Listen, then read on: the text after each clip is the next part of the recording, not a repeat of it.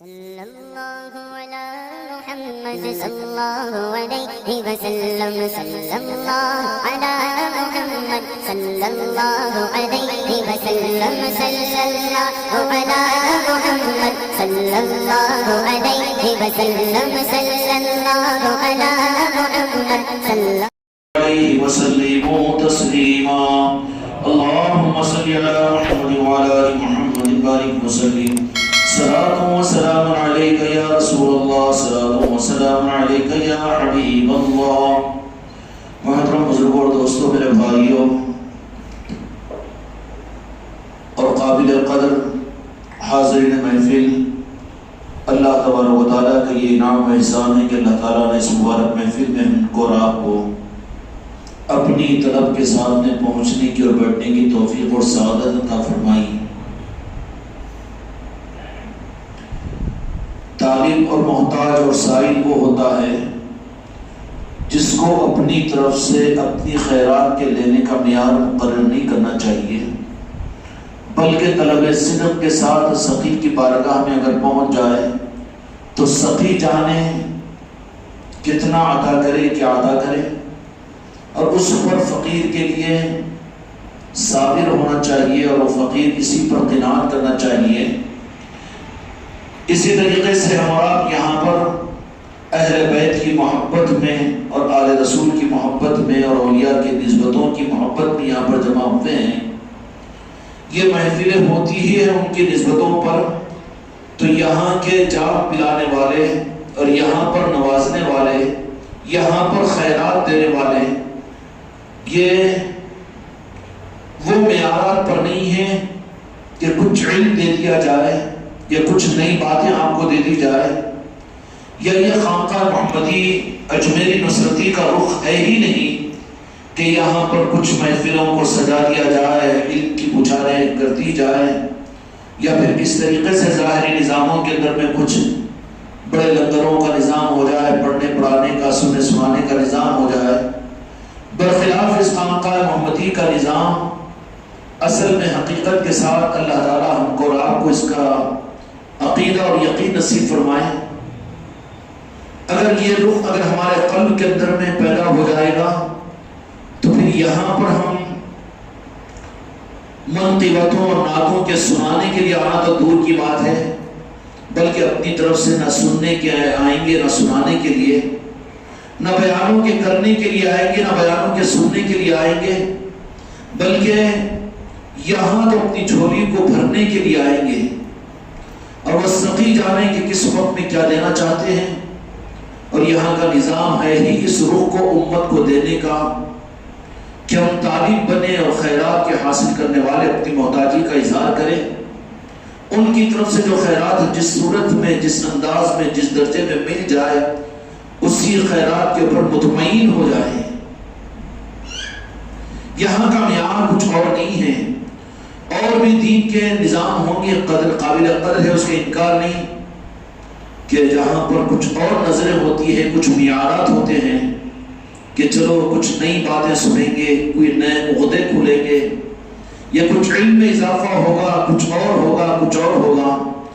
لیکن میرے غریب نواز کا کرم یہ ہے کہ یہاں کی چوکھٹ کو اس رخ کے اوپر نہیں رکھا، ورنہ وہ کہاں پر کہ نئی نئی باتوں کی طرف میں اگر رخ جائے تو پھر اس سال اگر 20,000 روپئے مقرری کے طے کرنے والے مقرری کو بلائے تو اگلے سال تو 50,000 جو مقرر بیان کرنے کے لیے لے، اس مقرر اس عالم کو بلانا پڑے گا۔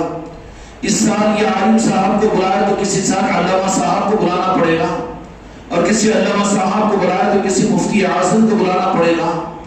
لیکن میرے غریب نواز کا کرم ہے کہ ان نظاموں سے بھی نہ قدری کی بات نہیں، لیکن غریب نواز نے اس سے بھی دور رکھا اور ہم کو غریب نواز کی چوکھٹ کا، خیرات کا وہ فقیر، وہ لینے والا فقیر بنایا کہ جہاں پر جولی ظاہر طور پر بھر بھی جائے تو خوش ہے، یا ایک ذرہ بھی اگر ڈال دیا جائے تو اس پر بھی ہم راضی رہتے ہیں۔ میرے بھائیوں اور میرے دوستوں، میرے بھائیوں اور میرے بچوں اور میری بچیوں، یہاں پر خانقاہ کے اندر میں، محفلوں کے اندر میں جب آتے ہو تو ہماری حیثیت تو بھیکاریوں کی ہے، خیرات مانگنے کی، اور ہمارا نظام بھی بھیک مانگنے والے بنانا ہے، اور بھیک مانگنا کس کا؟ علم والوں کے پاس میں نہیں، عمل والوں کے پاس میں نہیں، دنیا داروں کے پاس میں نہیں، کروڑپتی اور لکھپتیوں کے پاس میں نہیں، یا اڈے اور چھپے والوں کے پاس میں نہیں، بلکہ ہم چاہتے یہ ہیں کہ تم فقیر بنو تو غریب نواز کی چوکھٹ کے، تم فقیر بنو تو جہاں سے ان کو وہ دولتیں ملی ہے ان چوکھٹوں سے، یہ میرے غریب نواز کا کرم ہے کہ وہی تو یہ پہچان اور یہ ایڈریس دے رہے ہیں کہ غریب نواز ہی کے نظر کرم کے صدقے میں وہ راستہ اس خانقاہ کو دیا گیا کہ یہاں پر مہینے میں نہیں، ہفتے میں نہیں، دنوں میں ان چوکھٹوں پر بھکاری پہنچتے ہیں اور خیرات لے کر مستفید ہو کر مطمئن ہوتے ہیں، اور وہی تو راستہ بتا رہے ہیں کیونکہ جانتے وہی ہیں۔ طریقت کے نظاموں کی حقیقت اور مولا علی کے نظاموں کی حقیقت کا ادراک نہ کتابوں میں دیکھا جا سکتا ہے، نہ سنا جا سکتا ہے، بلکہ تو بتانے والے وہ ان کے جو ہیں وہی بتائیں گے تو پھر صحیح بات معلوم ہوگی۔ سمجھ میں آ رہی بات؟ اس لیے کہ جاننا علم کو کہتے ہیں، پہچاننے کے لیے علم کافی نہیں ہوتا، بلکہ پہچاننے کے لیے شناسائی ضروری ہوتی ہے۔ کیا میں پہچانتا ہوں؟ آپ کہیں کہ میں کتابیں پڑھا تھا، اخبار پڑھا تھا، نہیں، آپ جانتے پہچانتے نہیں ہیں۔ پہچاننے کے لیے ملاقات ضروری ہوتی ہے، محرم ضروری ہوتا ہے، رازدار ضروری ہوتا ہے۔ سلطان الہند کو تو جہاں کے مالک میرے آقا نے اپنی پہچان کروا کر اپنے روضے مقدس میں بلا کر جو کچھ بھی نوازش عطا فرمانے کے بعد ہندوستان کو بھیجا تھا کہ جاؤ ہماری پہچان کراؤ، علم تو کہیں اور مل جائے گا، شریعت کے مسائل تو کہیں اور مل جائیں گے، لیکن مصطفیٰ کی پہچان تو خدا کی قسم غریب نواز کی چوکھٹ سے ملے گی، اس لیے کہ وہ ہے پہچاننے والے۔ پہچان کروانے کے مقام پر رب العالمین نے میرے مصطفیٰ نے غریب نواز کو رکھا ہے۔ اب وہ پہچان کروائے خواجہ عثمان ہرمنی کی، وہ پہچان کروائے اپنے اوپر کے بزرگوں کی، وہ پہچان کرائے غوث الاعظم کی، وہ پہچان کروائے امام جعفر صادق علیہ السلام کی، اور وہ پہچان کرائے حضرت امام باقر علیہ السلام کی، وہ پہچان کرائے مولا حسین کی، وہ پہچان کرائے امام زین العابدین کی، وہ پہچان کرائے مولا علی کی، وہ پہچان کرائے میرے مصطفیٰ پاک کی۔ تو صحیح پہچان کا راستہ ملا، صحیح پہچان کا راستہ ملا۔ لک الحمد و لک الشکر، اللہ تعالیٰ کا احسان و کرم ہے، اس لیے یہاں کر محفلیں اور یہاں کے نظام اور نظاموں کی طرف میں رجحان نہیں ہوتا، بلکہ دروں کے بھکاری بننے کا نظام ہے۔ یہ میرے غوث و خواجہ کی چوکھٹوں کی خیرات کے لینے کے نظام ہے، اور اطمینان ہے کہ میرے غریب نواز اتنا عطا کرتے ہیں کہ لینے والے مطمئن ہو جاتے ہیں۔ حقیقی سخی کون ہوتا ہے؟ بھکاری جتنا مانگے اتنا دے دے، وہ حقیقی سخی نہیں ہوتا۔ حقیقی سخی وہ نہیں ہوتا کہ جتنا مانگے اتنا دے دے، بلکہ حقیقی سخی کی پہچان یہ ہے کہ وہ اس کی ضرورت کو محسوس کر کے مانگنے سے زیادہ اس کو عطا کرے۔ یہی وجہ ہے کہ اس خانقاہ پر غریب نواز نے اپنی نوازشوں کا یہ رخ کھول دیا کہ یہاں پر آتے ہیں تو مطمئن ہو کر دل بھر کر جاتے ہیں، محبتوں کو لے کر جاتے ہیں، عظمتوں کو لے کر جاتے ہیں، اور اٹھتے ہیں تو یہاں سے ارادہ لے کر اٹھتے ہیں کہ اس مجلس میں ہم آئے ہیں، لیکن یہ مجلس کی خیرات کے مانگنے کے لیے ہم اپنے گھر کے اندر بھی محفل کو کروائیں گے تاکہ وہاں بھی بھیک ہم کو ملے، ہماری آل اولاد کو ملے۔ میرے بھائی اور میرے دوستوں، یہ بہت اعلیٰ درجے کی بات ہے، اعلیٰ درجے کی بات ہے کہ غریب نواز نے اس طرح کا رخ اس خانقاہ کو عطا کیا ہے۔ اللہ تبارک و تعالیٰ اس چوکھٹ کی قدردانی کی توفیق عطا فرمائے۔ اب خواجہ خواجگان جو بتائیں گے امام جعفر صادق علیہ السلام کے معاملات کو، وہ چونکہ وہ شہزادے ہیں اہل بیت کے، آل علی اور آل علی کے شہزادے ہیں، تو جو شہزادے ہوتے ہیں پہچان تو باپ کی اور اپنے خاندان والا ہی تو کروا سکتا ہے۔ اب سلطان الہند اگر امام جعفر صادق علیہ السلام کی پہچان کروائیں گے تو واقعتاً وسیع اور حقیقی پہچان ہوگی۔ یا غریب نواز ہمیں پہچان بھی کروائیے، ان کی محبت سے بھی ہمارے قلوب کو منور فرمائیے۔ امام جعفر صادق علیہ السلام کی جیسے کہ شروع میں عرض کیا گیا تھا کہ میرے آقا کے چھٹویں اولاد میں ہیں امام علی علیہ السلام کے شہزادے حضرت امام زین العابدین، امام حسین کے شہزادے امام زین العابدین، امام زین العابدین کے شہزادے امام باقر علیہ السلام کے شہزادے امام جعفر صادق علیہ السلام۔ اب یہ شہزادے ہیں اہل بیت کے اس گھرانے کے، اور وارث ہیں میرے محمد مصطفیٰ صلی اللہ علیہ وسلم کے، وارث ہیں میرے مصطفیٰ کے خزانوں کے، میرے مصطفیٰ کی وراثت کے۔ ایک مرتبہ امام جعفر صادق علیہ السلام بیٹھے ہوئے ہیں اور ایک منافق آیا، نابینا تھا، اندھا تھا، آ کر اس نے تنزیتاً کہا اس لیے پنگا نہیں لینا اہل طریقت سے، کبھی آل علی اور اولاد علی کو آزمانے کی چکر میں برباد ہو جاتے ہیں، ایمان بھی چلا جاتا ہے اور حالات بگڑ جاتے ہیں۔ تو یہ چیز ہے کہ تحقیق کرنے کا تجھے حق نہیں ہے، اعتماد نہ کرتا ہو تو بازو ہٹ جا، مگر تجسس مت کر۔ کیوں کہ جب تحقیق اور تجسس کی طرف میں جاتا ہے تو رب ناراض ہو کر اس کے ایمان کو نفاق میں بدل دیتا ہے۔ دل میں اعتماد اور یقین نہیں تھا، نفاق اس معنی کے اندر میں کہ وہ میرے آقا دو جہاں کے مالک محمد رسول اللہ صلی اللہ علیہ وسلم کی عظمت اور محبتوں سے تھوڑا سا نرم گوشہ بھی تھا، اور حضرت عیسیٰ اور دیگر انبیاء اکرام علیہ السلام کے معاملات میں بھی ذرا زیادہ عقیدتیں رکھنے والا تھا۔ مطالعہ نقصان دہ نہیں ہے، ہم اس سے نہیں روکتے، لیکن تقابل پر کسی نبی کو میرے مصطفیٰ کی مت لاؤ۔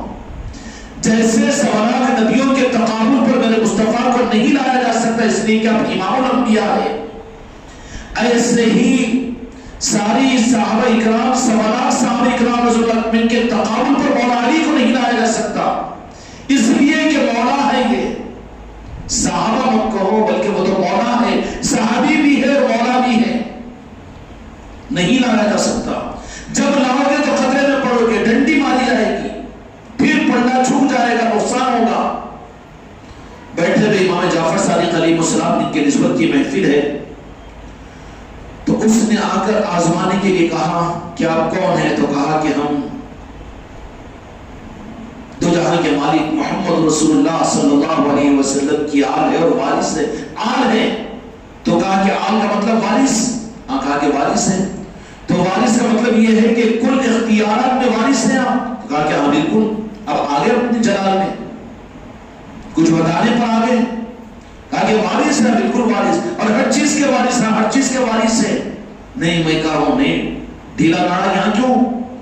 غریب نواز اپنے نسبت دی ہے، جس سے ارمان چھپانے کی جرات کیوں کرتا ہے؟ دنیا کو بتا دے کہ ہم کو غریب نواز ہے، چوکر سے اپنی نسبت دی ہے، ادا کی ہے، لاج رکھی جائے گی تیری۔ تو بولے کہ وارث ہے تو اس کا مطلب یہ ہے کہ ساری وراثت میں حصہ، بولے کہ ساری وراثت میں حصہ۔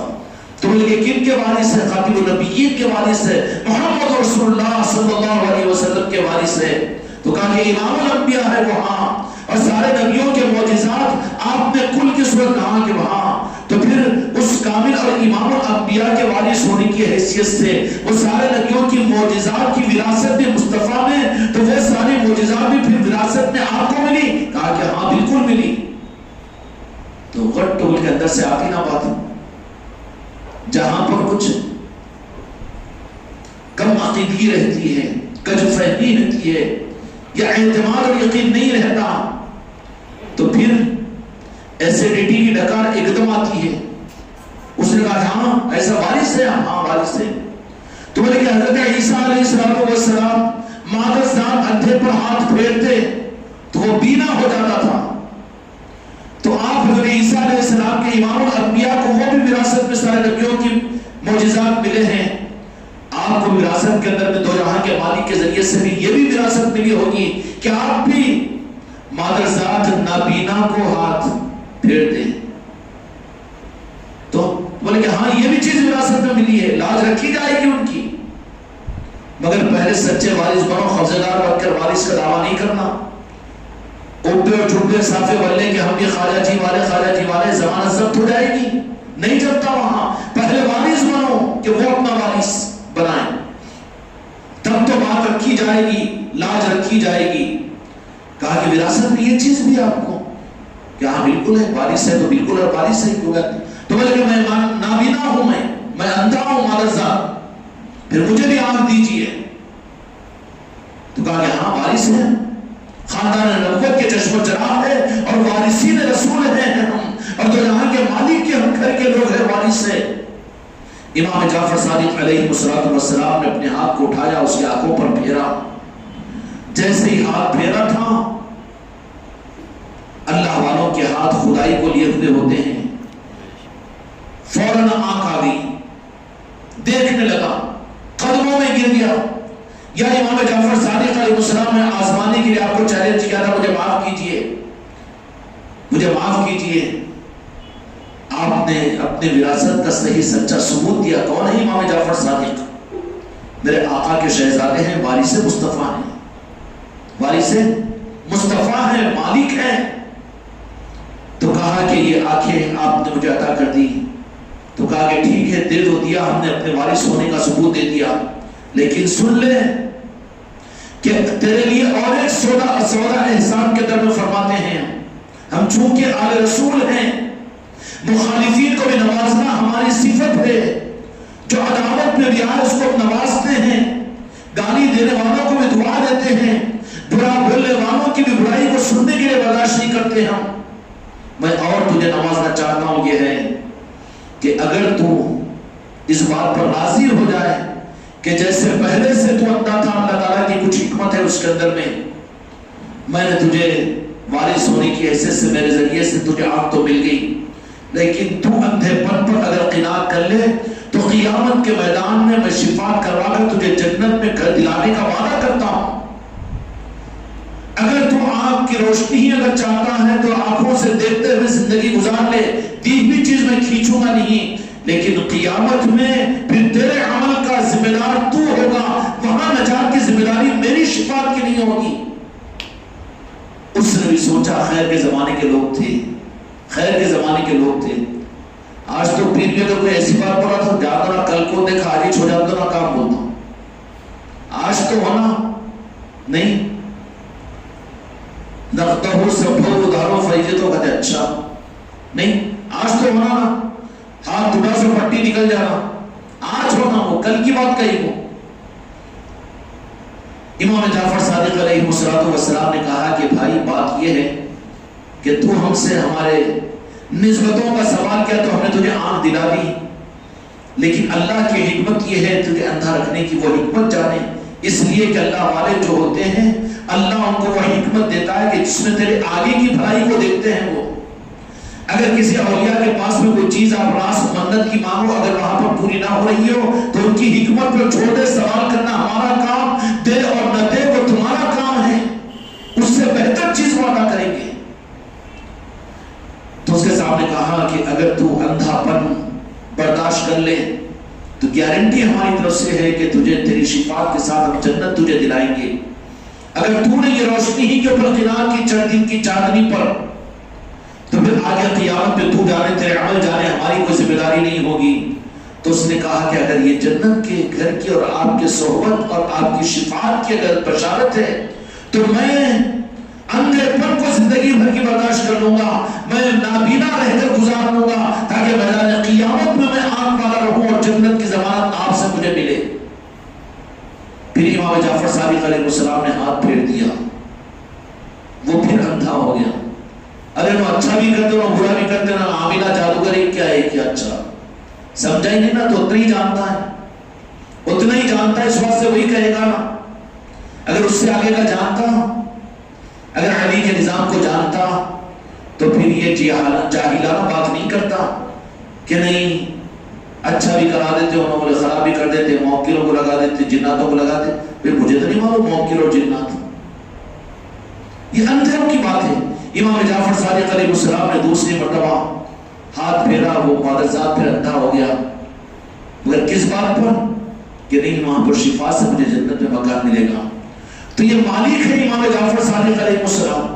ایسے ہی بے شمار واقعات ہیں آپ کے، بے شمار واقعات ہیں۔ ایک مرتبہ امام جعفر صادق علیہ السلام نکل کر مدینے کی گلیوں میں جا رہے ہیں، دیکھا کہ چند بچے چھوٹے چھوٹے ہیں۔ اپنے بچوں کی بھی تربیت ایسی کرو کہ تم لوگ عورتوں میں عورتوں کے ذکر کی مجلس تو کر رہے ہو، بڑے لوگ بڑوں کے اپنے اپنے مجلسیں تو کر رہے ہو، لیکن بچوں کی تربیت ایسی کرو کہ ہمارے بچوں سے بھی انسانیت کو خانقاہ محمدی کا نظام سمجھ میں آئے۔ امام جعفر صادق علیہ السلام مدینے کی گلی میں جا رہے ہیں، جا رہے دیکھا کہ چند بچے بیٹھے ہوئے ہیں اور مٹی کے برتن ہیں، ان برتنوں کے اندر میں کچھ کھانے پینے کی چیزیں رکھی ہوئے وہاں پر سامنے رکھے ہوئے ہیں، ایک دوسرے کی مہمانداری کر رہے ہیں، مہمان نوازی کر رہے ہیں۔ اور ہو سکتا ہے امام جعفر صادق علیہ السلام نے جو مٹی کے برتنوں میں مدینے کے بچوں کی جو ضیافت کو دیکھا، ہو سکتا ہے کہ اس وقت میں کھیر جیسی کوئی چیز تھی اور پوری جیسی کوئی چیز تھی۔ تو کہا کہ بچے کیا کر رہے ہیں؟ تو بولے کہ یہ بچے ہیں جو مدینہ منورہ کے اندر میں کہ یہ ایک دوسرے کی ضیافت کر رہے ہیں، اور یہ بچے آپس کے اندر بھی اس طریقے سے دوسروں کو کھلا کر خوش ہو رہے ہیں۔ امام جعفر صادق علیہ السلام نے کہا کہ آج کون سا مہینہ ہے؟ تو رجب اور مرجب۔ کہا پھر کون سی تاریخ ہے؟ تو کہا ایک روایت کے مطابق 27 اور ایک روایت کے مطابق میں 14، ایک روایت کے مطابق میں 22۔ تو کہا کہ جب بچے اس مدینہ منورہ کے اندر میں پکوان کر کے دوسرے بچوں کو کھلا رہے ہیں، تو پھر ہر رجب کی 22 تاریخ کو ہماری خانقاہ کے اندر بھی ہم بھی مٹی کے برتنوں کے اندر میں بچے جب کر رہے ہیں، تو پھر ہم بھی آل رسول ہونے کی حیثیت سے اپنی خانقاہ کے اندر میں ہر رجب کی 22 تاریخ کو اسی کھیر اور پوریوں کے ساتھ میں ایک دوسرے کی ضیافت کیا کریں گے، دوسروں کو کھلایا کریں گے۔ بالاہتمام امام جعفر صادق علیہ السلام نے اس کا اہتمام کیا، اور یہ بات اس پر امام جعفر صادق علیہ السلام کی چونکہ وہ مالک ہے، اس چیز کو اتنا انہوں نے آگے بڑھایا تاکہ 15ویں صدی کے اندر میں لوگوں کو بھی یہ سنت ملنا چاہیے تھا۔ اور بعد والے تو وہ جنت کا وعدہ تو اندھا ہو کر زندگی گزارنے والے تو نہیں ہوں گے، بعد والے تو نغد کچھ ہونا یہ بولیں گے نا بھئی یہ خانقاہ جانے سے بھی کچھ کاموں بنتے کی، مرید بن کے بھی تو اچھے حالات ہوتے کی، یہ تو یہی سوچیں گے نا، نہیں۔ تو اس لیے امام جعفر صادق علیہ السلام نے ہمارے اور تمہارے زمانے کی رعایت میں امام جعفر صادق علیہ السلام نے اپنے پاس آنے والوں کو یہ بات کہی تھی کہ یہ عمل ہم کو بہت پسند آیا ہے، اس عمل کو جو جس اہتمام کے ساتھ میں کرے، یا میرے نانا جان کے رب اور خدا میرے مصطفیٰ کے صدقے، نانا جان کے صدقے میں ان کی دنیاوی ضروریات کو بھی تو پوری فرمانا۔ چنانچہ لوگ اس طرح کی منت کر کے 11ویں شریف کے جو کنڈے کہتے ہیں، مٹی کے برتن کو کنڈے کہتے ہیں، کنڈے بولو تو یہ ہنڈے کو بہت پریشانی ہوتی، کنڈے کہہ کے کنڈے کہتے، ہاں تیرے کو کیا معلوم ہے؟ پتل کے بنیا معلوم ہے تجھے، سونے کے لوٹے معلوم ہے، کنڈے بولو تو کیسا چھڑاتا ہے، کہیں کے کنڈے کہتے، یہ پیٹ کا کنڈا معلوم ہے تیرے کو، سب لاگے بھر، مگر یہ کنڈوں کی حقیقت کو نہیں معلوم کیا نا۔ عام طور پر امام جعفر صادق علیہ السلام کی حیات ظاہرہ کے اندر میں اس کا اہتمام کرتے اور لوگ اس کی برکات کو اپنی زندگی میں محسوس کرتے ہیں۔ یہ انتظام کیا تھا؟ ہمارے تمہارے لیے تھا، کیا آگے طریقت کے نظام اور یہ بھی تو کچھ تو ہونا نا، اس لیے بھی تو ہم جمعرات اور اتوار کے دن بیٹھ کر لوگوں کی دنیا سنتے ہیں، یہ ہماری کوئی مجبوری ہے، یہ سننا مقصود ہے نہیں، ایک نظام ہے، ایک حکم ہے۔ میرے آقا میرے جدی بزرگ امام جعفر صادق علیہ السلام نے کچھ دنیا کے معاملات کی بھی رعایت کی تھی کہ 22 رجب کو تم لوگ اس اہتمام کے ساتھ میں اگر عید اگر کرو، دوسروں کو کھلا، کھانا نہیں، اب انہیں تو انہیں فاتح دیتا ہی نہیں کھاتا، ارے پاگل بخیل کتنا کھائے گا، وہی بارش بھر کا پیٹ کی، کھلانے والا بننا، کھلانے والا بن، یہ کھلانے کے نظام ہے بزرگوں کے، مگر انہیں کیا اپنوں کو چھوڑاؤ، انہیں وہاں کھا رہا، 1 سال 3 سال پہلے بولے ارے کیوں نہیں ابو 4 جگہ کھا لیا بولے کنڈوں کی پوریا، ارے پاگل، وہی لے کے دوسروں کو کھلاتا تو صحیح اچھا تھا نا، اب دوسرے دن 3 دن تک ملاقات نہیں. کیوں نہیں؟ بولے ہضم نہیں میں لگ گئے. بولے لیٹرین میں لگے. تو کیا ہو گئے تھے؟ کھانے کا نظام بزرگوں کا کہاں ہے؟ یہ تو کھانے پینے کی چیز بنا لی نا جی. فاتحہ ہمیش دیتے، ہمیش کھلاتے، ہمارے بغیر ہوتا نہیں، ہمیش وہ کرتے، اور ہم کچھ کھلاؤ، ہم کچھ کھلاؤ، ہم کچھ کھلاؤ. کیا کھائے گا؟ خبر کی مٹی بھی تو بس نہیں ہوگی. بزرگوں کا نظام کھانے کا نہیں ہے، کھلانے کا ہے. تیرے پاس میں جو کچھ بھی ہے کھلا لوگوں کو. کیا ہے اس کے اوپر رعایت میں میرے بابا جان امام جعفر صادق علیہ السلام نے، میرے آقا نے یہ بات فرمائی. اس کو چونکہ امت کو ایک نظام سمجھانا تھا، کھلانا اور سخاوت پر لا کر ڈالنا تھا، تو اس لیے ذرا دنیا کے معاملات نہیں بولے تو بہت اہتمام کرتا نا. جنہیں کنڈے کتنے اہتمام سے ہوتے. اچھا وہی پھر غریب نواز کی چٹی شریف کی مجلس کیوں نہیں کرتا؟ نہیں کنڈے تو ہوتے مگر وہ مجلس نہیں ہوتی اولیاء کی. کیوں؟ اس میں کاموں بنتے بلکہ لالچ ہے نا. ارے لالچی محبت میں کرے تو تیرے کاموں کو کیسے بنائیں گے؟ وہ ان کی محبت ان کی چوکھٹوں پر گر جا. وہ تو کر کے یہ تو کر رہا ہے لیکن وہ کر کر دیکھنا، وہ اپنا بنائیں گے، اپنے نسبت ادا کریں گے.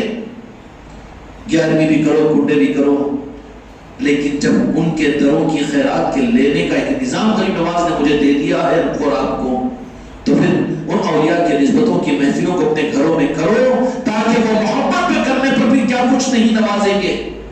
امام جعفر صادق علیہ السلام نے بال اہتمام یہ نظام چلایا مدینہ منورہ کے اندر میں کہ لوگ 11 رجب کو اہتمام کے ساتھ میں امام جعفر صادق علیہ السلام کی خانقاہ میں اور اپنے اپنے گھروں کے اندر میں اس طرح کی یہ نظام ایک بات چل گئی. کیوں نہیں؟ بولے کھیر پوریا کیوں ہونا؟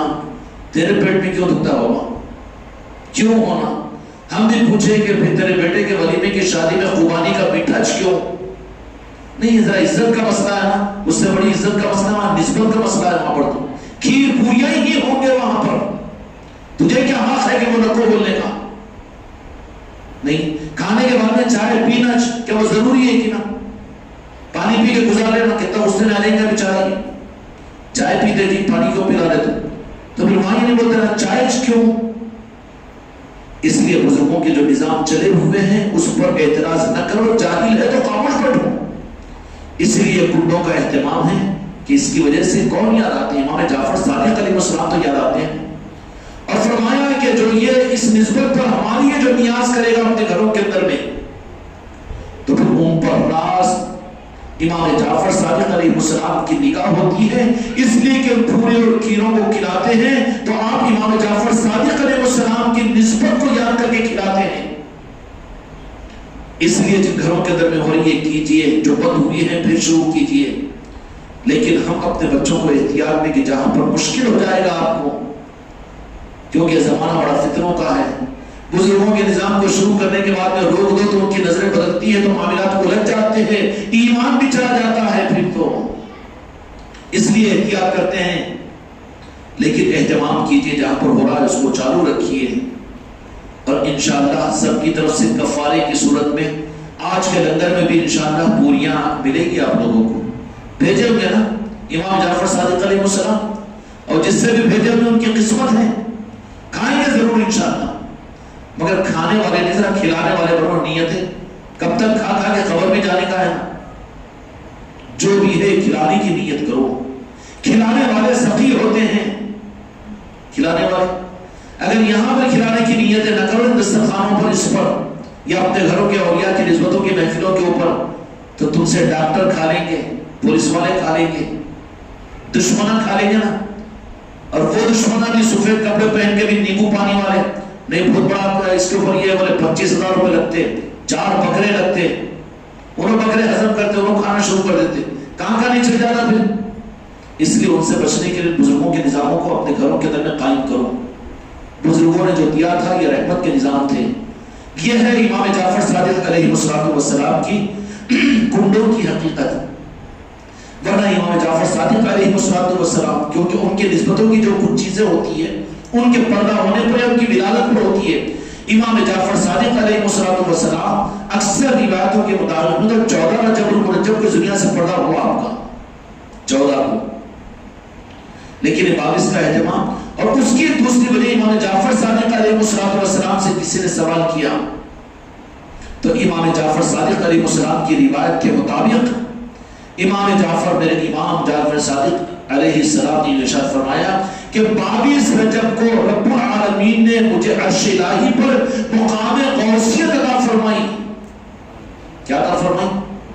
مقام غوثیت. استغیث، مدد کرنے والے تم جن کو چاہو مدد کرو تو ہماری مدد ہوگی.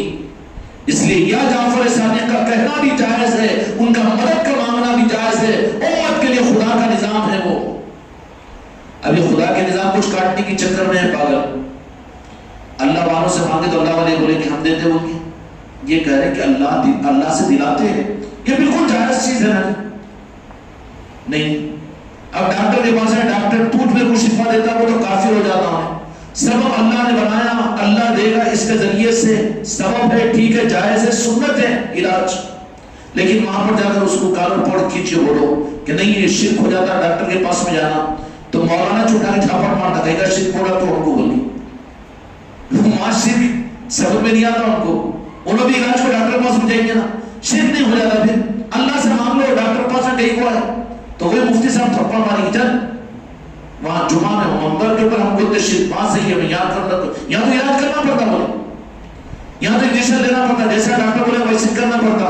پھر تم شرک بولتے نا، چل چپ کہاں لگا شرک. وہ ممبر پہ پوچھ، وہاں بولتے ہم شرک. اور جی شرک وہاں سمجھ میں آتا کہ ان کو وہاں پر کیا سمجھ میں آتا؟ سبب سے اللہ نے سبب پیدا کیا.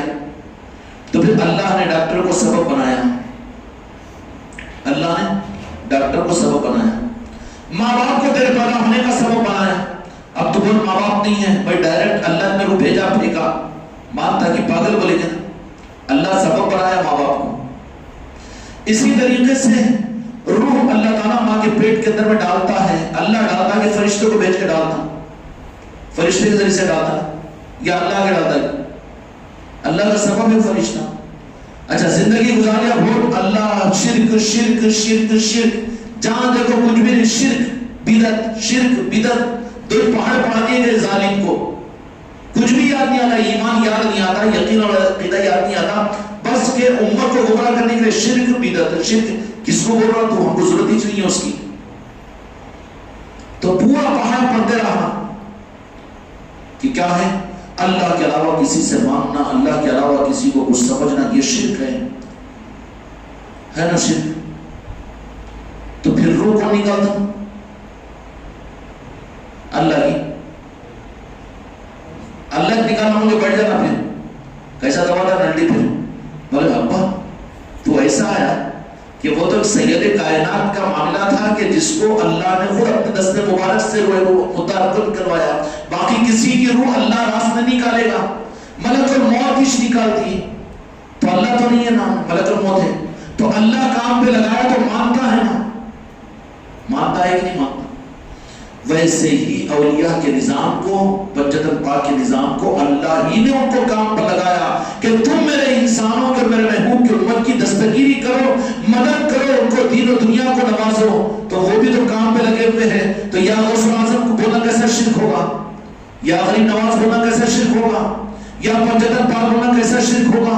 کیونکہ اللہ ان کو ڈیوٹی لگایا تو مان رہا ہے کہ ملک الموت روح نکالتے نہیں. حضرت میکائیل علیہ السلام پانی برساتے تو شرک نہیں ہوتا. پھر اللہ تو نہیں برساتا بول رہا میکائیل علیہ السلام تو اللہ ہے کہ میکائیل نہیں ہے نا، لیکن اللہ ان کے ذریعے سے برسوا رہا ہے. تو یہ تو صحیح رخ ہے ایمان کا، سچا طریقہ ہے. ایسے ہی اولیاء کو بھی اللہ نے تصرف دیا. فرشتوں کو جو خدمت دیا تو وہاں پر تو مانتا ہے فرشتوں کو. اولیاء کو چونکہ اولیاء سے دشمنی ہے نا، وہاں پر سر جھکانا پڑتا، ان کو ماننا پڑتا. یہ متکبر شیطان ہے، اس کو یہ پسند نہیں، اس واسطے اولیاء کی نفرت کرو، اولیاء کے نظام کو نہیں مانو. آخر میں مجبور ہو کر کہیں بھی نہیں تو پھر وہی اولیاء کی چوکھٹ پر جاتا ہے، وہاں تو مشرک بن کر آتا ہے. پھر زندگی میں بولنا شرک شرک.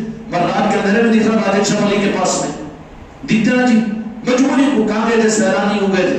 کہاں گئے تھے؟ بولے سعد اللہ حسینی رحمۃ اللہ علیہ کے پاس گئے تھے. وہاں کام بنے جی ہماری. ہاں کیوں؟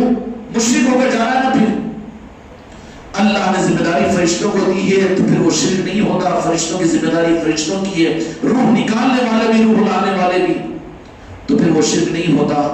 تو وہی ذمہ داری اللہ نے اپنے دوستوں کو میرے غوث و خواجہ کو دی ہے. اگر کوئی غوث و خواجہ دے رہے ہیں اگر کہہ رہا ہے تو کیسا شرک ہو رہا ہے؟ یہ سمجھ میں آ گیا؟ شرک نہیں ہے. اللہ کے غیر اللہ سے نہیں مانگ رہے, اللہ کے دوستوں سے مانگ رہے. اللہ کے دشمنوں سے مانگے تو اللہ ناراض ہوتا, اللہ کے دوستوں سے مانگے تو اللہ ناراض ہوتا ہے؟ نہیں ہوتا.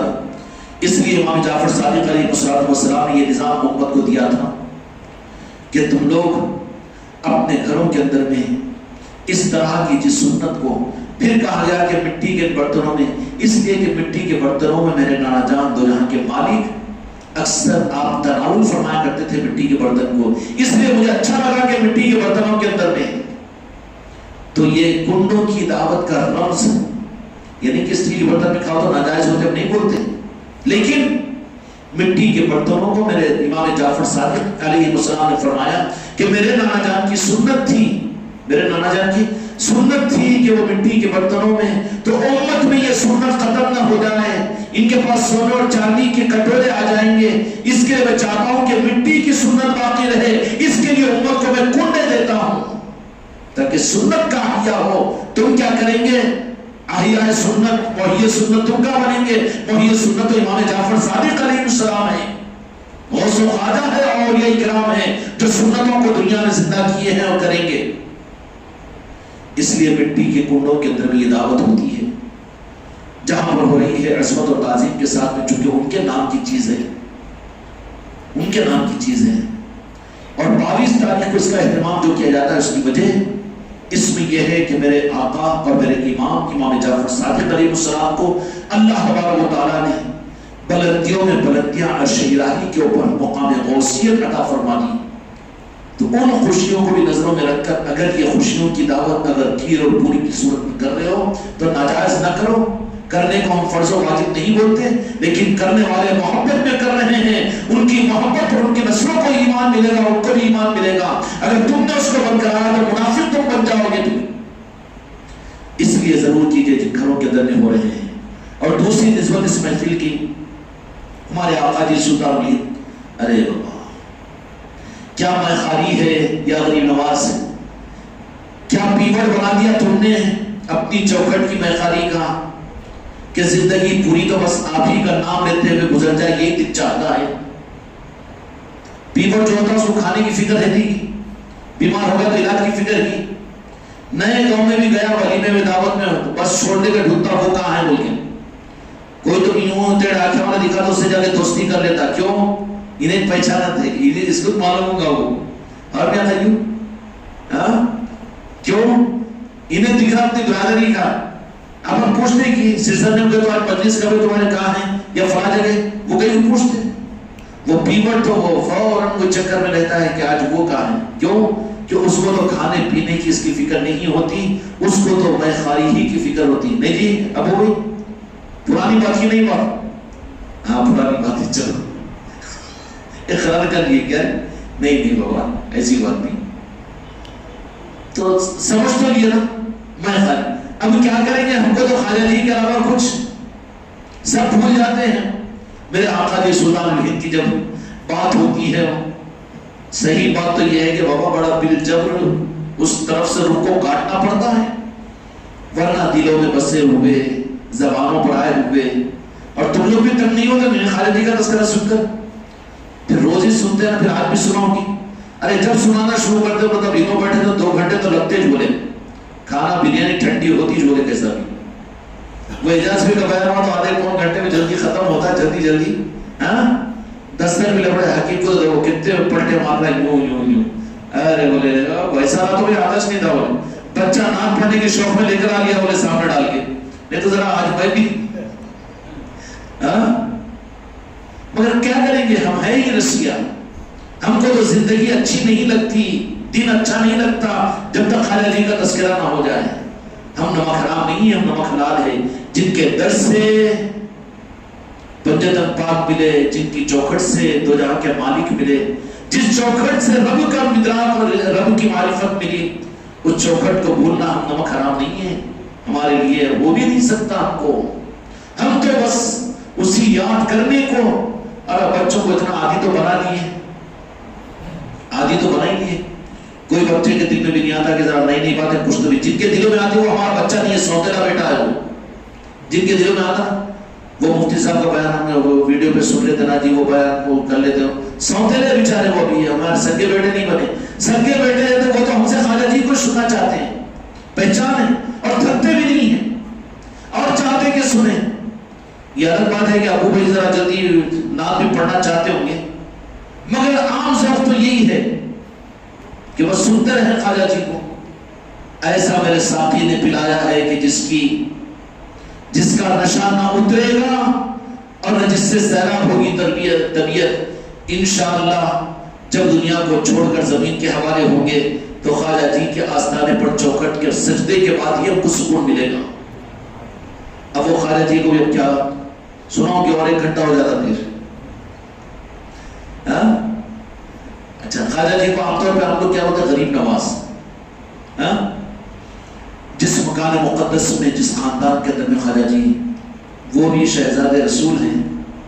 میرے آقا کی 17ویں پشت کے اندر میں سلطان ہند خواجہ خواجہ معین الدین چشتی رحمۃ رضوان ہیں. آپ کے والد کا نام خواجہ غیاث الدین ہے. آپ کی والدہ بھی بڑی مکرمہ محترمہ. آپ جس گھر میں تھے علاقے سنجر کے سمجھتان شہر کے اندر میں، وہ شہر میں بھی عمومی طور پر لوگوں کے دین اور نورانیت اور تقی اور متقی اور پرہیزگاری کا دور دور تک شہرا تھا. آج فجر کی نمازوں میں مسجد ویران ہوتی ہے، لیکن جس بستی میں سلطان الہند کا تولد ہوا، جس گھرانے جس خاندان میں، وہاں پر تہجد کی نماز اہتمام اور جماعت کے ساتھ پڑھی جاتی تھی. رات میں عشاء کی نماز کے بعد میں خواجہ غیاث الدین رحمۃ رضوان جو خواجہ جی کے والد محترم ہیں، انہوں نے مسجد کے دروازے وغیرہ بند کر کے چلے گئے تہجد میں آنے کی نیت سے. لیکن جس رات تولد ہوا اس دن دیکھا کہ تہجد کے وقت میں پوچھے تو پوری بستی اٹھ کر مسجد میں موجود ہے. تو کہا کہ لوگوں سے کہ کیوں کیا بات ہوگی؟ تو کہا کہ سرکار غیاث الدین بات یہ ہے کہ ہم نے تھوڑا سویا بھی نہیں تھا، نیند بھی پوری ہوگی، شک نہیں ہوا ہم کو، اور ایسا محسوس ہوا کہ تہجد کا وقت بھی ختم ہو رہا ہے، سورج نکل رہا ہے، اس لیے ہم ہیبت میں بھاگ کر آئے. تو خواجہ غیاث الدین رحمۃ اللہ علیہ نے فرمایا کہ بات اصل میں یہ ہے کہ وہ سورج نہیں نکل رہا تھا، بلکہ میرے گھر میں میرا شہزادہ، جس کی دلہ دلا کے مالک محمد رسول اللہ صلی اللہ علیہ وسلم نے اس کی اماں جان کو عطا کی تھی، آج وہ شہزادہ تولد ہوا تو وہ نور کا ظہور ہوا، جس کی وجہ سے پوری بستی شبستان کی یہ سمجھ گئی کہ سورج نکل گیا. جن کے تولد ہونے پر، ولادت ہونے پر یہ روشنی دنیا میں پھیلی.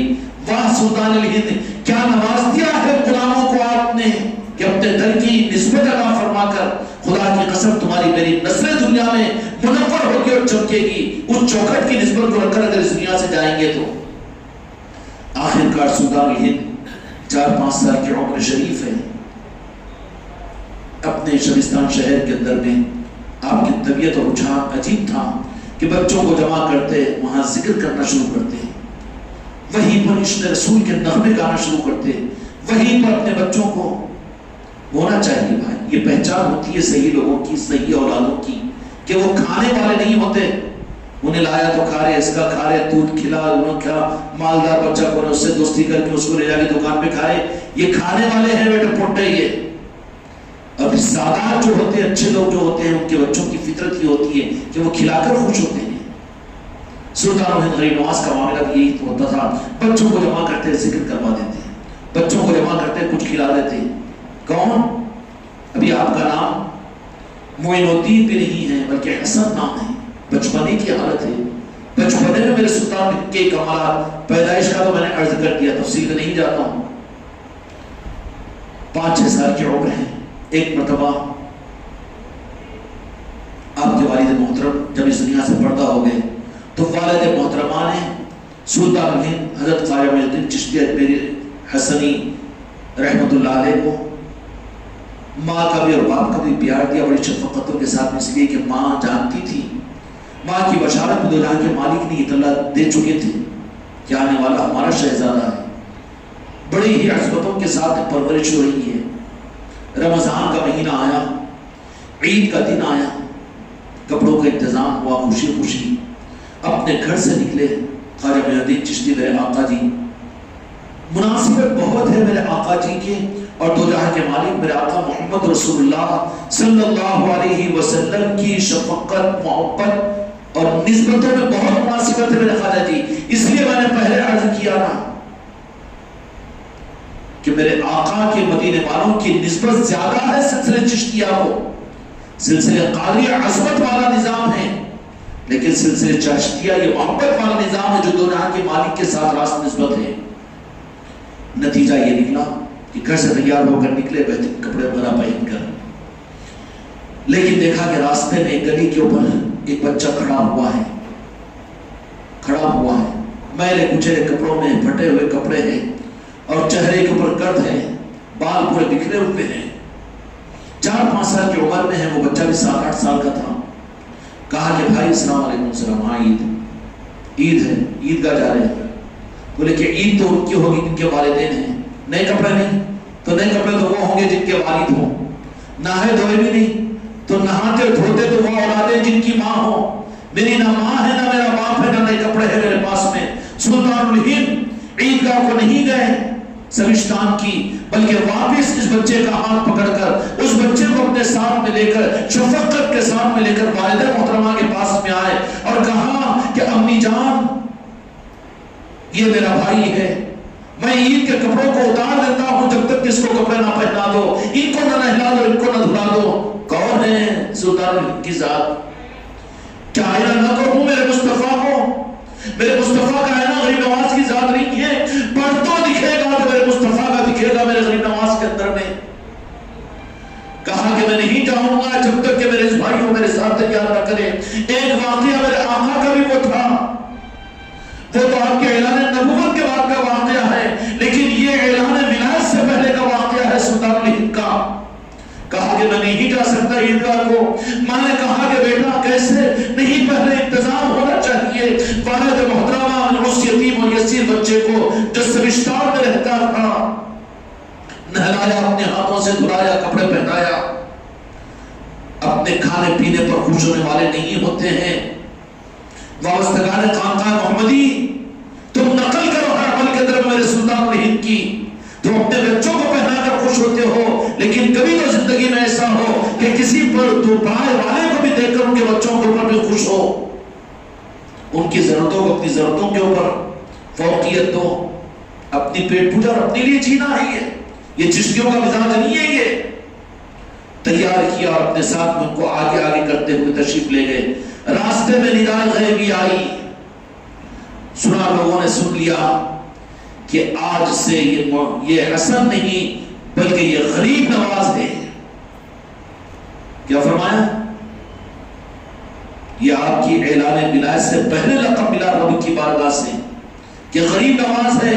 یہ غریبوں کو نوازنے والا ہے، غریبوں کو اپنی کملی میں چھپانے والا ہے. یہ غریب نواز ہے، غریبوں سے محبت کرنے والا ہے، یہ غریبوں کے قریب رہنے والا ہے اور غریبوں کو اپنے سینے سے لگانے والا ہے، ان کے دکھ و درد کو سننے والا.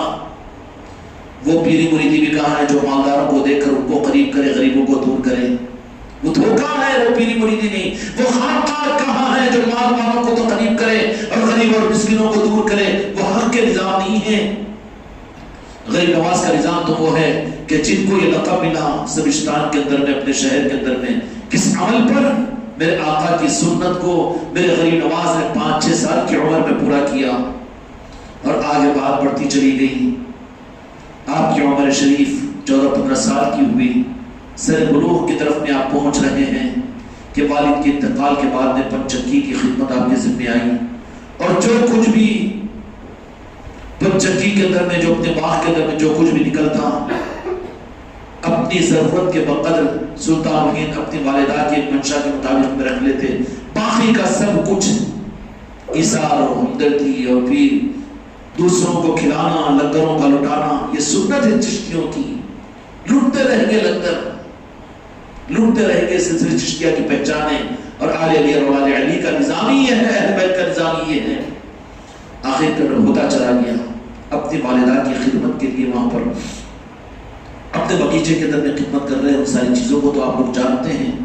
پھر وہاں پر ایک ٹرم یہ آیا کہ وقت وہ آ گیا کہ اب جس مقصد کے لیے سلطان الہند کو اللہ تبارک و تعالیٰ اور میرے آقا نے منتخب کیا تھا، اب اس طرح سے تیار کرنے کے لیے نظام غائبی ایسا چلا۔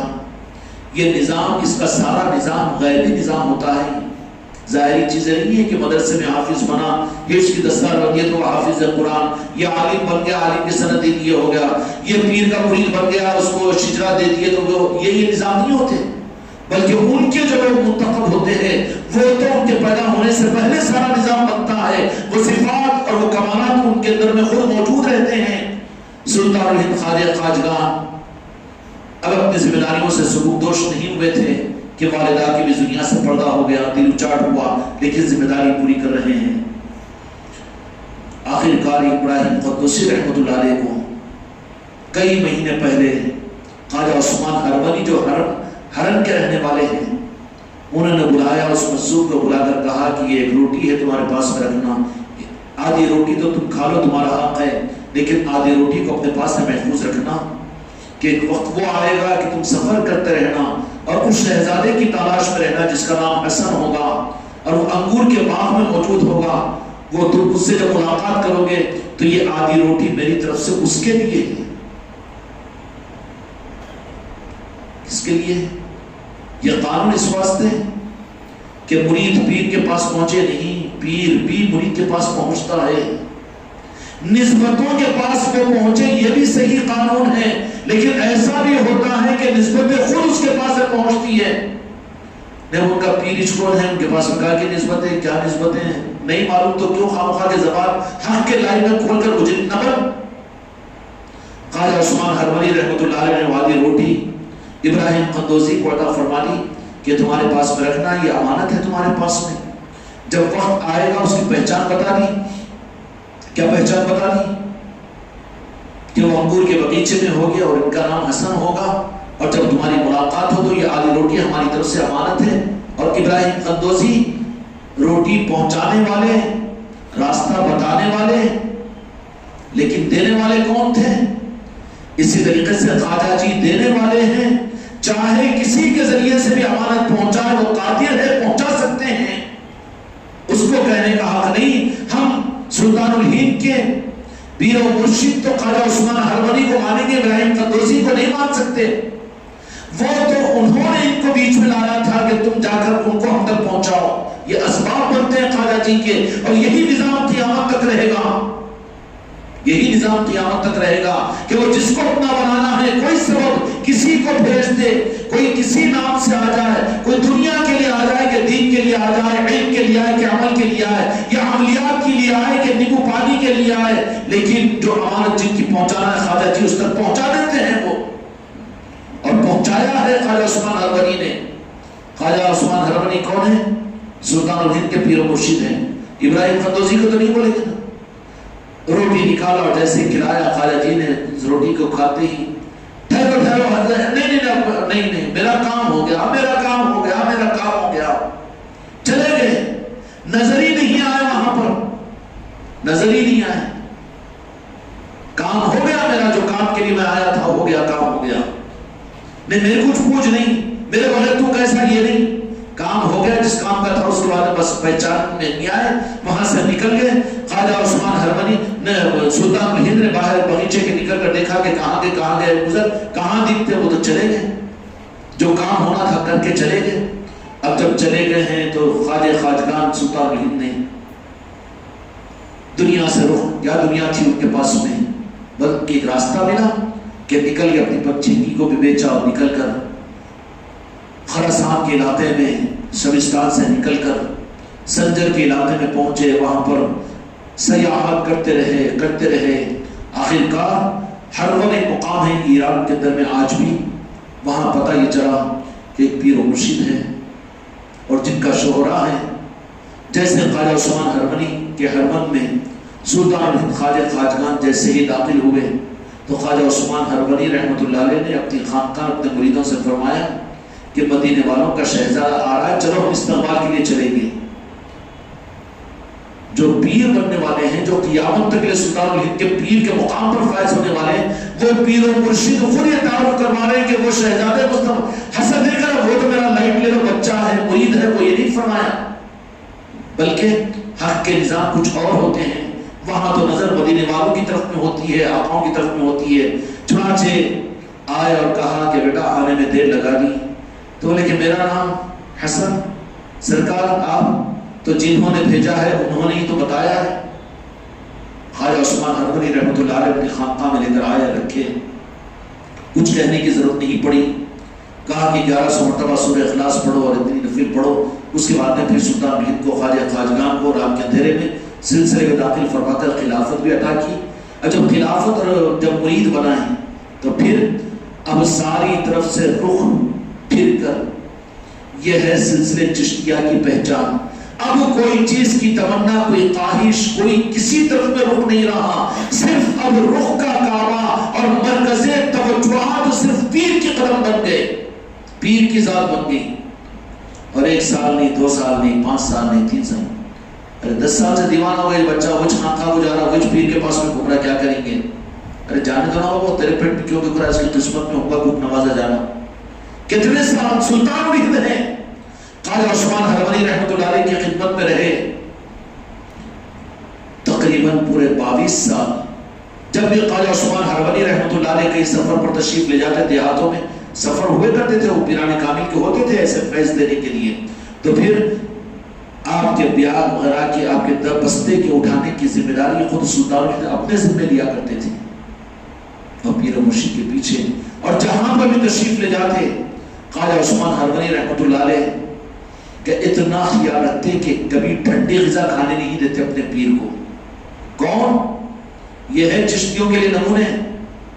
لائٹ لے لو کا نظام نہیں ہے، لائٹ ہے تو فائٹ ہے یہاں پر۔ اپنے پیر و مرشد کو کبھی ٹھنڈی غذا کھانے نہیں دیتے، اور کبھی سردی کے زمانے میں گرم پانی کے علاوہ ٹھنڈے پانی سے وضو کرنے نہیں دیتے، ٹھنڈے پانی سے وضو کرنے نہیں دیتے۔ ایک موقع پر تھا، سلطان الہند سفر میں ساتھ ہے، کوئی علاقہ ہے، وہاں پر دیکھا کہ گرم پانی کا انتظام کرنا ہے خواجہ عثمان ہرمنی رحمۃ اللہ علیہ کو، لیکن لکڑیاں بھی نہیں ہیں، کچھ بھی نہیں ہے، کیا بھی نہیں ہے۔ کیا کرنا چاہیے؟ پانی تو گرم دینا ہے، نہیں ہے نا حضرت کیا کریں گے، ٹھنڈے سے کر لو، نہیں تم لوگ مت کرو، نہیں ہے، وہ تو سلطان الہند خواجہ ہرمنی کی بات تھی، مگر ہمارے لیے نمونہ ہونا چاہیے نا۔ تو سلطان الہند نے اپنے پاس کے جو کچھ کپڑے تھے اس کو جلایا، آخر میں کچھ نہیں تو اپنے ہاتھ کو جلانا شروع کر دیا، پانی گرم کیا۔ کھیل و تماشا نہیں ہے سلسلے چشتیہ، یہاں تو جو کچھ بھی آئے گا پہلے پیر آئے گا سلسلے چشتیہ میں، بعد میں سب آئیں گے۔ ابھی بھی بعض لوگوں کو کھٹی ڈکاریں ہمارے مریدوں کو بھی ہوتی ہوں گی نا، ہمارا یعقوب پاشا بولتا ہے، وہ 75 پاک کی منقبت پڑھے تو پہلے میرا پیر ہے، وہ تو شاہد صاحب بولتے ہو کہ پہلے میرے مصطفیٰ کا ہونا جی مل کے، ہاں الزام لگا رہا ہوں، ہوتا ہوں تم کو نہیں تو حکیم کو آتا ہوں دل میں، اللہ کہنا پہلے رسول اللہ کہنا، پیر گئے کو کہنا، نہیں بھی آتا ہوگا تو دوسروں کو تو آتا ہوں سننے والوں کو۔ یہ کیا ہے؟ پیر پرستی کا نظام بول کے، حقیقت پرستی کو نہ جاننے کی وجہ سے یہ غلطی ہوتی ہے۔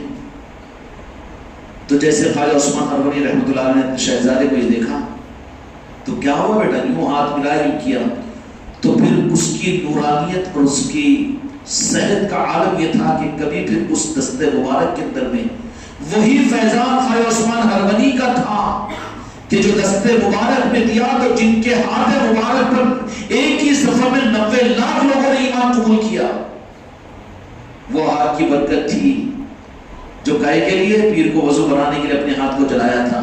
ہم تو چاہتے ہیں کہ خلافت مل جانا، ہم کو بھی مرید بننے کی اجازت دے دو، دکانداری سمجھ آیا خانقاہ محمدی کو، نکل یہاں سے، تیرے لیے کوئی گنجائش نہیں ہے، مرید میں رہنے کی ضرورت نہیں ہے تیری، جو تیرے اندر میں خواہش ہو تو۔ پھر وہ کیسا دست مبارک کہ خواجہ عثمان ہرمنی رحمۃ اللہ علیہ نے اس آپ کو اتنا نوازا کہ ایک ہی سفر ہوتا ہے اجمیر سے لاہور تک تو 90 لاکھ میرے بچوں سلسلے چشتیہ کے لوگ ہوں، نسبتیں حاصل ہے تو حقیقتوں کو حاصل کرنے کی فکر کرو، ورنہ زندگی ضائع ہو جائے گی، فائدہ نہیں۔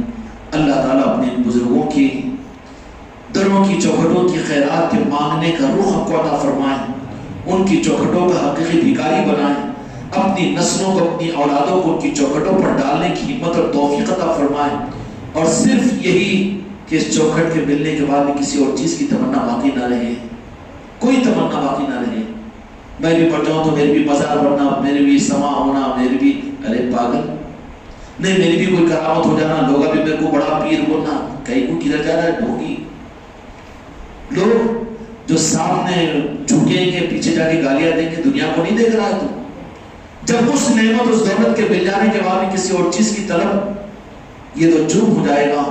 اس لیے میرے بچوں، ان نسبتوں کا تقاضا یہ ہے کہ محبت میں مر مٹ جانا چشتیہ سلسلے کی پہچان ہے۔ اللہ تعالیٰ یہ رنگ ہم کو اور آپ کو اپنے کرم سے عطا فرمائے، بحق لا الہ الا اللہ محمد رسول اللہ۔